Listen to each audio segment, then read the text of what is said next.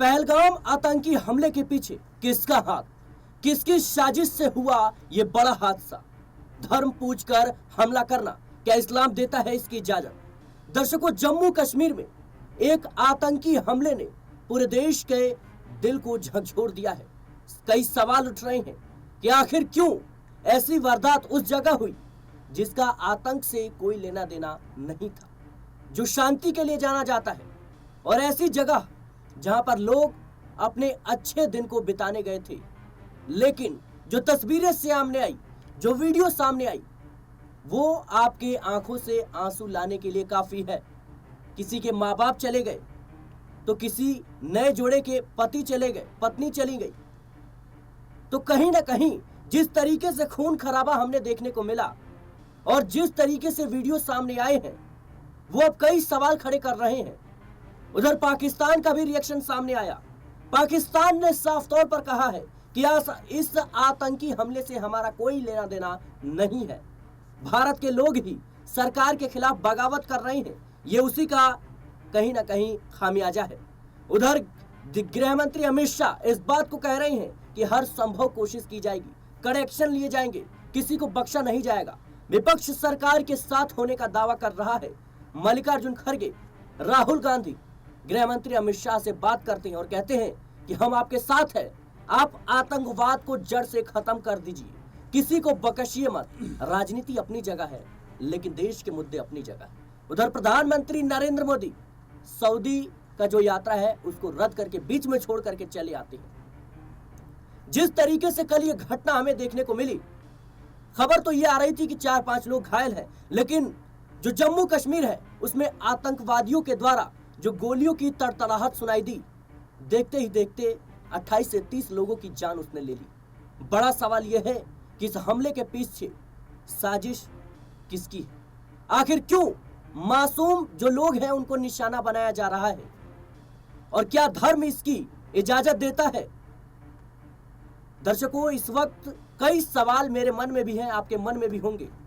इस मुद्दे को लेकर चर्चा करेंगे। मेरे साथ मेरे सहयोगी अमन जी मौजूद है। सर, आप इस पूरे मुद्दे को लेकर कहीं ना कहीं विस्तार से देख रहे हैं, समझ रहे हैं। क्या लगता है आपको, जिन मासूम जिंदगियों को कहीं ना कहीं कुचलने का काम किया गया, कह सकते हैं इन लोगों का कोई दोष नहीं, कोई लेना देना नहीं, ये तो अपने अच्छे दिन बिताने गए थे। लोग वहां पर घूमने गए थे, कोई मैगी खा रहा है, तो कोई घुड़सवारी कर रहा है, तो कोई खेल रहा है, लेकिन अचानक से जिस तरीके से आतंकवादी हमला हुआ और 28 से 30 लोगों की जान गई, आखिर इसकी जिम्मेदारी किसकी है? देखिए, बिल्कुल पहली बात तो ये जो घटना हुई है बहुत दुखद है। हमारी संवेदनाएं उन तमाम परिवारों के साथ हैं जिन्होंने अपनों को खो दिया। लेकिन बड़ा सवाल यहाँ पर आखिर यही बन जाता है कि जो हमारी सरकारें हैं, हमारा जो इंटेलिजेंस है, हमारे जो तमाम सुरक्षा की एजेंसियाँ हैं, जो गुप्त विभाग हैं, आखिर वो कर क्या रहे थे? किस तरह से इंफॉर्मेशन उनके पास नहीं पहुँचती है? दिन दहाड़े यानी 2-2:30 बजे के आसपास कुछ लोग जो है आर्मी की वर्दी में आते हैं, 6 लोग के आसपास बताए जाते हैं, वो लगातार लोगों से उनका नाम और धर्म पूछ से गोली मारते हुए नजर आते हैं, और इसमें 26-27 लोगों की जान चली जाती है। एक जो इसमें पूरे का पूरा, हालांकि सब दुखद है, लेकिन एक जो मामला है उसने हर किसी की आंखों में आंसू ला दिए। आप देख रहे हैं कि एक जो फोटो है वो खूब वायरल हो रहा है। उसमें जी बिल्कुल, नई नवेली दूल्हा कह सकते हैं कि जो शादी हुई है उसमें एक अगर मैं फोटो दिखाना चाहूँ देख सकते हैं, इसमें बैठी हुई सब नज़र आती है उन्हें पति के। ये विनय नरवाल हैं जो हरियाणा से हैं। 6 दिन पहले इनकी शादी हुई थी। शादी के बाद जम्मू कश्मीर घूमने के लिए पहुँचे, लेकिन उनको क्या पता था कि उनकी पहले ही ये यात्रा कहीं ना कहीं मातम में तब्दील हो जाएगी। बिल्कुल, इसकी जवाबदेही किसकी है? दूसरा बड़ा सवाल, हर बार हम देखते हैं भारत सरकार हो या जम्मू कश्मीर सरकार हो, तमाम या फिर और भी जो सुरक्षा के कह सकते हैं इनके ऊपर जिम्मेदारी है, वो लोग हों, यही बात कहते हुए नजर आते हैं कि हम जांच करेंगे, दोषियों को बख्शेंगे नहीं, और तमाम तरह के वायदे करते हुए नजर आते हैं। लेकिन चाहे पुलवामा हो या ये पहलगाम का मामला हो, सबने जिस तरह से देश की आत्मा के ऊपर चोट पहुंचाने का काम किया है, ऐसे में तमाम देश एक कह सकते हैं कतारबद्ध होकर खड़ा हुआ है,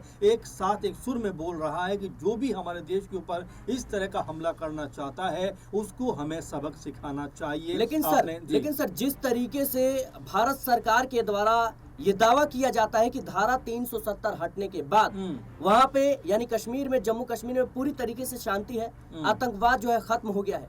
लेकिन इस तरह की जो घटना हमें देखने को मिल रही है, क्या ये सरकार के खिलाफ सवाल खड़े नहीं करती? बिल्कुल सिराज, सिर्फ यही मामला नहीं बल्कि इससे पहले तमाम जो आर्मी के जवान हैं या इस तरह के आपने देखा कि हमले होते रहे हैं। भारत सरकार भले ही इनको नज़रअंदाज करती रही हो, लेकिन जिस तरह से छोटे छोटे हमले हुए हैं और जिसके बाद आज ये घटना सामने आई है, उसने कहीं ना कहीं ये बता दिया है कि जो आतंकियों के मंसूबे हैं वो एक लंबा प्लान करके बैठे हुए हैं, देश में आपस में ही लड़ाने का प्लान करके बैठे हुए हैं। क्योंकि जो दहशतगर्द या जो आतंकी बाहर से आए उन्होंने बाकायदा नाम पूछकर गोली मारी और यहाँ तक कि कुछ लोगों के कपड़े भी उतरवाए हैं। तो ये कहीं ना कहीं बताता है कि देश के अंदर का माहौल भी ये आतंकवादी खराब करना चाहते हैं, हिंदू मुस्लिम को आपस में लड़ाना चाहते हैं। तो ऐसे में देश को बहुत सावधानी से और सतर्क होकर इन चीजों को फेस करने की जरूरत है।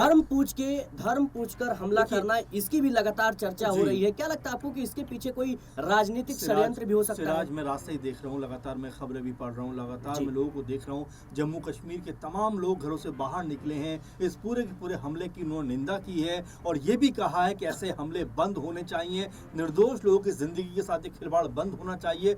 मस्जिदों से अनाउंसमेंट हुआ है कि ऐसी दहशतगर्दी के लिए धर्म मजहब में कोई जगह नहीं है, इनको माकूल जवाब मिलना चाहिए। तो ये सिर्फ कह देना कि धर्म का मामला है, जैसा मैंने कहा आपसे कि धर्म का नाम लेकर कहीं ना कहीं दहशतगर्दी हो रही है ताकि देश के अंदर का माहौल भी खराब होने पाए। क्योंकि आप देख रहे हैं कि जिस तरह से ये पूरी की पूरी आतंकी घटना जो सामने आई है और जिस तरह से इसको अंजाम दिया गया है, वो अब सवालों के घेरे में भी कहीं ना कहीं नजर आ रहा है कि भाई आखिर ऐसे कैसे घुस जाते हैं ये लोग, किस तरह से हथियारबंद होकर, हथियारों से जो आधुनिक हथियार वो इनके हाथों में होते हैं और कोई पुलिस नहीं, कोई सीआरपीएफ नहीं, कोई जो है बॉर्डर आर्मी नहीं, सब कहीं ना कहीं क्यों आखिर इस पूरे मामले पे सबकी चूक नज़र आती है? कहाँ पे कोई बड़ी कह सकते हैं घटना जो ये हुई है उसको लेकर कहाँ लापरवाही हुई है, उसको लेकर अब जांच ज़रूर साफ होगी। लेकिन उस जांच से पहले भी तमाम जो बातें हो रही हैं कि आखिर क्या देश की जो सरकार है वो सिर्फ बातों के सहारे चल रही है? क्योंकि यहाँ पर राजनीति का सवाल तो पैदा नहीं होता।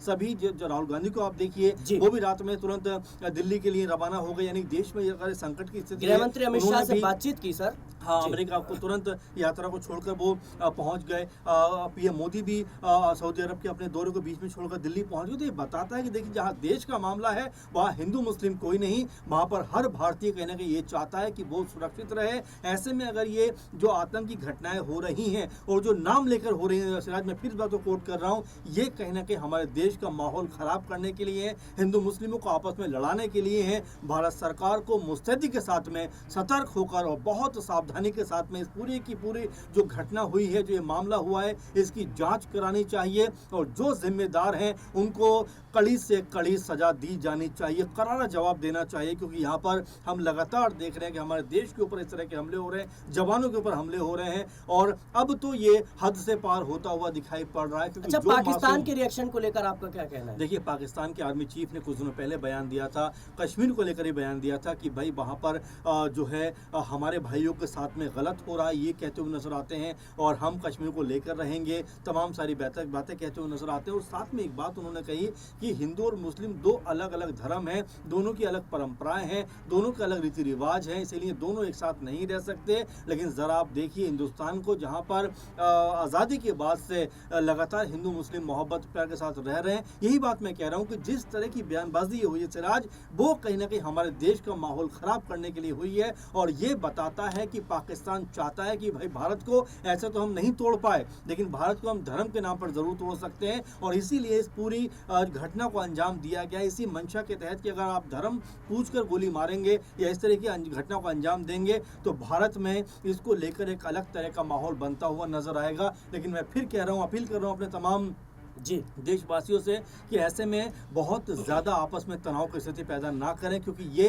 किसी दूसरे मुल्क का कारनामा है जो हमारे देश का माहौल ख़राब करना चाहता। वैसे में भारत सरकार के ऊपर सबकी निगाहें लगी हुई। आप देख रहे हैं कि रात ही अमित शाह जो गृह मंत्री हैं वो तुरंत जम्मू कश्मीर के लिए रवाना हो जाते हैं, उमर अब्दुल्ला भी तुरंत रवाना हो जाते हैं जो मुख्यमंत्री हैं। तो ऐसे में देश का जो एक्शन है वो तुरंत पलटवार वाला एक्शन है। वैसे में आपस में क्या कोऑर्डिनेशन होता है, किस तरह की बातचीत होती है और क्या कोई बड़ा कुछ होने वाला है, इसको लेकर भी लगातार लोग बातें और सोशल मीडिया के जरिए अपने विचार रखते हुए नजर आ रहे हैं। लेकिन ये आप मानकर चलिए सिराज कि यहाँ पर अगर हम जो जम्मू कश्मीर की बात कर रहे हैं, लोग डरे हुए हैं, पर्यटक जो हैं वो डरे हुए हैं, क्योंकि जम्मू कश्मीर की ज़्यादातर जो आबादी है जी। वो पर्यटन के जरिए ही अपनी रोजी रोटी को कहीं ना कहीं जी कह सकते हैं उसके लिए जो है जो पर्यटक हैं वही रोजी रोटी का जरिया है। अगर वो वहाँ पर जाना बंद कर देंगे या वो नहीं जाएंगे, ऐसी दहशतगर्दी घटनाएं होंगी तो जाहिर बात है कि उनकी रोजी रोटी के ऊपर सवाल उत्पन्न हो जाएगा। तो ऐसे में सरकार को कड़ी से कड़ी कार्रवाई करनी चाहिए,